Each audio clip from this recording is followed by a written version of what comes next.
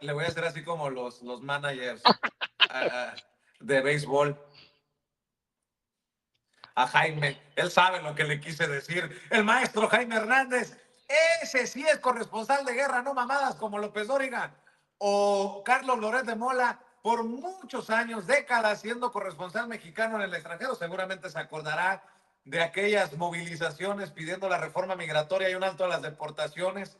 Un evento, recuerdo, que encabezaron los Tigres del Norte ahí en Washington. El querido Jaime Hernández, fundador y conductor de su espacio en YouTube, No Apto para Cínicos. Querido maestro Jaime, hoy a 8 años de las marchas, en un rato se va a conectar Jorge Mújica, incansable defensor de los migrantes y de los trabajadores, para las reflexiones a 8 años. Pero te saludo con mucho gusto, Jaime. Entramos con todo, vamos derecho y no nos quitamos. ¿Cómo están, queridos amigos? Mi querido Paco, mi querido Vicente. Sí, fíjate que estaba viendo la cifra que da hoy la presidenta Claudia Sheinbaum sobre el número de expulsados, 14,000, y uno dice, bueno, tan solo 14,000. La administración de Donald Trump había prometido millones. Pues bueno, uno aquí ya constata hasta qué punto Donald Trump ha estado utilizando el tema de la expulsión de migrantes realmente como un discurso baratario, falso, porque es imposible que Donald Trump fuera capaz de deportar a millones, ¿no? No le alcanza, no tiene ni los recursos, y eso que han incluido en los grupos para deportar a agentes de la DEA, agentes ¿cómo se llama? IRS, de la que te cobran los impuestos, a las policías locales. Algunas se han negado, pero esto te da idea de hasta qué punto realmente la idea de expulsar a 11 o 12 millones de inmigrantes es una labor rayana en lo imposible, ¿no? Porque yo creo que aquí uno es cuando se percata del doble lenguaje de Donald Trump, porque desde hace mucho tiempo se ha comprobado, se ha sabido que la fuerza laboral de la mano inmigrante es fundamental para el desarrollo, el crecimiento de ese país. Estados Unidos no sería lo que es hoy sin la mano de obra de los migrantes. Y cuando hablo de los migrantes me refiero a las primeras generaciones, los holandeses, los alemanes, los irlandeses, los japoneses, los mexicanos. Y yo creo que una vez más queda al descubierto este discurso demagogo, racista, hipócrita, de doble cara, en el que por un lado desprecian al migrante, pero por otro lado lo necesitan. Hemos tenido noticia de cómo los campos de cultivo han amanecido abandonados, cómo el boicot de los migrantes a los grandes centros comerciales o a marcas como la Coca-Cola está surtiendo efecto. Starbucks ha reconocido, por ejemplo, también el impacto no solamente que de los migrantes, sino también a raíz de su participación dándole la luz verde al genocidio de Israel en Gaza y Cisjordania. Yo creo que lo que queda claro, y esto te lo reconocen sotto voce, la gente que durante décadas ha visto este fenómeno, que los migrantes siempre van a ser fundamentales. Sin ellos, lo que es más, a Estados Unidos le conviene más, a las grandes corporaciones les conviene más que los migrantes sigan viviendo en las sombras, porque de esta manera no les pagan todo lo que les debían de pagar. Los migrantes siguen contribuyendo a recaudar o aportar al seguro social. En muchos sentidos, Estados Unidos sigue utilizando a los migrantes como esclavos de la era moderna y necesita de ellos, ¿no? Pero claro, tienen que cubrir el expediente racista de Donald Trump, de los antiinmigrantes, de estas fuerzas nativistas que durante décadas han machacado una y otra vez esta idea de que el migrante es por naturaleza criminal, corrupto, asesino, sucio, de lo peor, vaya.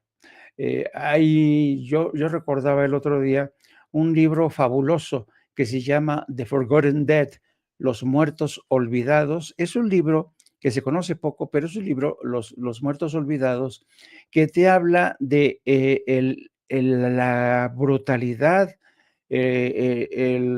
la criminal actitud de muchos hacia los mexicanos.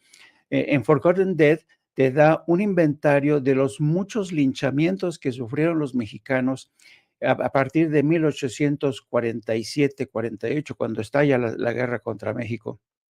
Y desde entonces ha habido linchamientos, crímenes, porque generalmente en Estados Unidos siempre se ha hablado de los linchamientos del Ku Klux Klan, refiriéndose a la comunidad afroestadounidense. Pero claro, ha quedado en el olvido el linchamiento de decenas de miles de mexicanos que fueron víctimas de este odio ancestral. Y recordando las marchas de las cuales yo formé parte de estas marchas como periodista, y realmente no recuerdo momentos realmente tan emocionantes donde ese gigante, como le decían, ese gigante dormido había despertado. Con el tiempo se volvió a milanar, con el tiempo se volvió a tranquilizar, porque esto va por ciclos, ¿no? Y da la impresión de que este movimiento a favor de la causa migrante poco a poco ha ido perdiendo eficacia y fuerza porque al mismo tiempo ha prosperado el movimiento antiinmigrante, el movimiento neofascista que encabeza Donald Trump. Hemos visto cómo el Partido Republicano, desde que John McCain se le ocurrió invitar como compañera de fórmula a esta gobernadora de Alaska, a Palin, a Sarah Palin, desde aquel entonces yo creo que fue el terrible error que cometió John McCain. Dejó entrar a los locos a la casa del Partido Republicano, el movimiento del Tea Party, el movimiento de los extremistas, el movimiento de los Proud Boys, todos estos movimientos neofascistas que también Estados Unidos se ha empeñado en exportar a Europa. ¿Por qué? Para debilitar a los gobiernos de Europa. Acuérdense que en una semana hay elecciones en Alemania y uno de los principales promotores de la causa nazista y de extrema derecha es Elon Musk.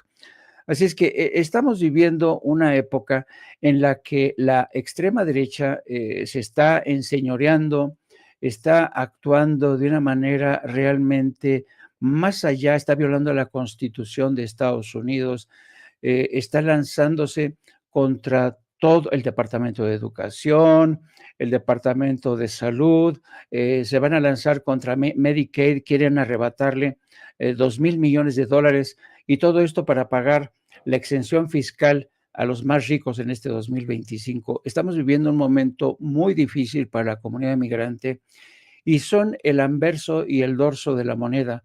Por un lado está la campaña antiinmigrante, pero por otro lado está la realidad, esa que nos dice que Estados Unidos y Donald Trump van a ser incapaces de deportar a millones de inmigrantes tal y como lo han prometido. Primero, porque no tienen los recursos necesarios. Segundo, porque los migrantes han generado una especie de defensa de anticuerpos. Poco a poco han crecido, han avanzado en términos de estrategia, de astucia. Hay movimientos de migrantes que yo recuerdo alguna vez haciendo un reportaje sobre los taqueros que se instalaban en el este de Los Ángeles. Eran carritos de estos que te vendían tacos o hot dogs. Desarrollaron un sistema de comunicación entre ellos formidable y cada vez que un inspector de salud iba por uno de ellos, se ponían en contacto, no sé cómo lo hacían, el caso es que conseguían burlar a los inspectores jugando siempre al ratón y al gato y al ratón. Y hoy la comunidad migrante ha aprendido, ha tenido una curva de aprendizaje formidable, ya tienen alianzas no solamente con sindicatos, con la iglesia, con partidos políticos, han crecido, han madurado, sí van a seguir siendo golpeados por esta fuerza neofascista, pero hay marchas previstas, se están reorganizando. No sé si con los mismos bríos que hace 8 años o 10 años, pero vuelven a salir. ¿Hasta qué punto realmente esto va a impedir o va a frenar de alguna manera esta campaña? No lo sé.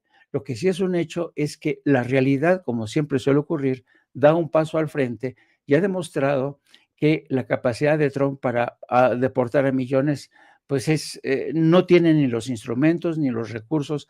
Así es que estamos nosotros observando cómo el AI y el gobierno de Donald Trump a través de discursos intentan dar la impresión de que están deportando a millones, pero sabemos muy bien que este objetivo no lo están consiguiendo, por lo menos en el corto plazo.